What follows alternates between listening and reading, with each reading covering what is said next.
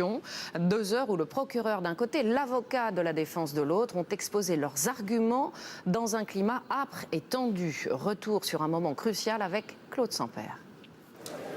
Un début d'audience très tendu. Quelques minutes plus tôt, Dominique Strauss-Kahn vient d'apprendre par le procureur qu'il est formellement inculpé de tous les chefs d'accusation, notamment d'actes sexuels criminels et de tentatives de viol. L'audience n'a qu'un seul but, décider ou non de sa libération sous caution. Le premier à parler, le procureur. Alors que l'enquête n'en est qu'à ses débuts, les preuves contre l'accusé sont déjà considérables. Elles s'accumulent de jour en jour alors que l'enquête se poursuit. Et cela doit être pris en considération par la Cour au moment de sa décision. La victime nous donne depuis le départ un récit irréfutable qui n'a jamais varié sur ce qui s'est passé. La victime nous donne depuis le départ un récit irréfutable qui n'a jamais varié sur ce qui s'est passé.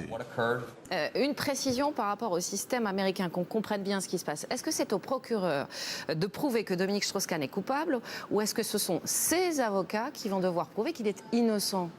Juridiquement, c'est au procureur d'établir sa culpabilité. Ceci étant, et là où il y a une confusion en France, effectivement, les avocats vont de leur côté essayer d'établir soit qu'il est carrément innocent, soit tout au moins que la crédibilité de cette femme est légèrement ou même totalement compromise.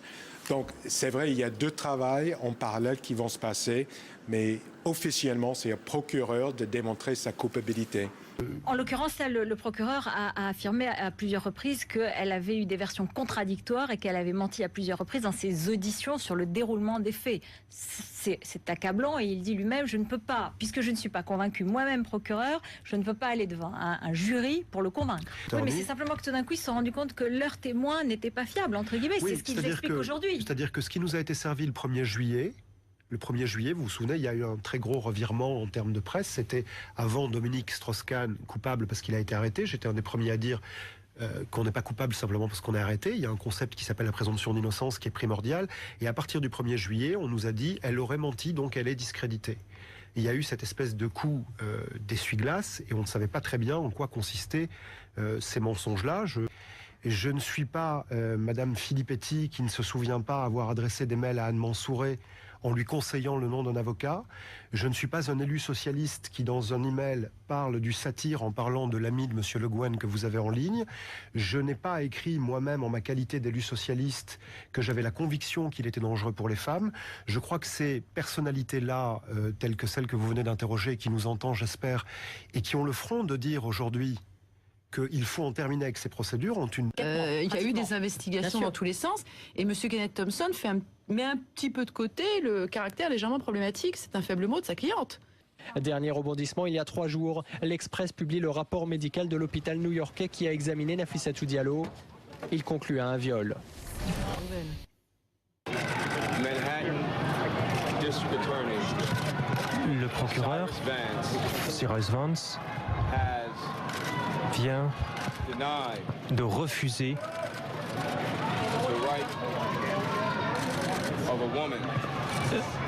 à une femme le droit que justice lui soit faite dans une affaire de viol.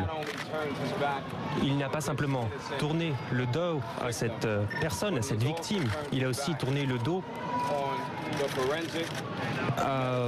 aux preuves pathologiques, médicales et physiques dans cette affaire.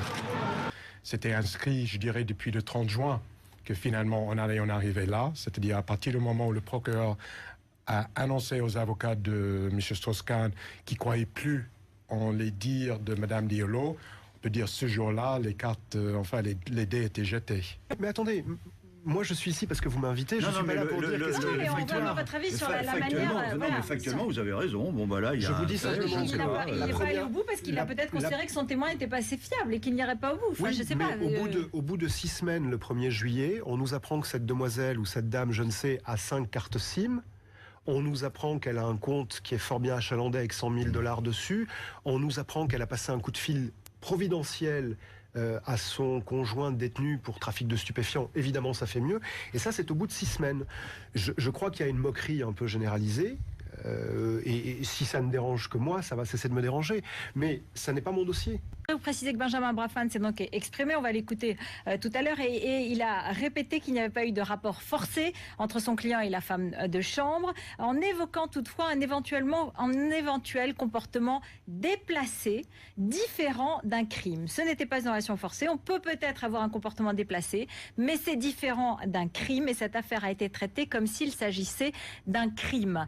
Voilà, ça c'est une précision à apporter, pour la première fois donc où il s'exprime et où, d'une certaine façon, on a une version un peu plus élaborée de la défense. Oui, alors effectivement, un comportement déplacé, comme le disait M. Mazerolle tout à l'heure, il s'est quand même mis lui-même dans un guêpier, M. DSK, au départ. Voilà, il ne faut pas oublier ce point de départ qui est existant.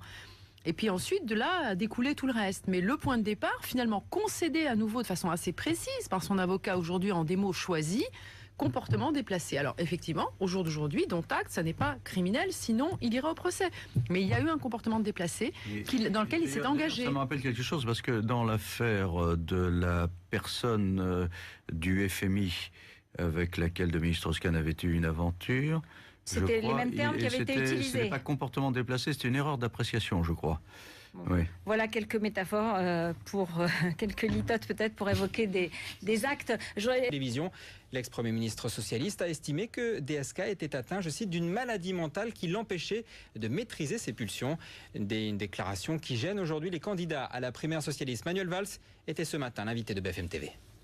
Et si on arrêtait ce type de déclaration, je crois que ça serait pas mal. Et puis, d'une manière générale, je pense que dans cette période, Dominique Strauss-Kahn a besoin de s'expliquer devant les Français et a besoin de se reconstruire lui-même avec les siens.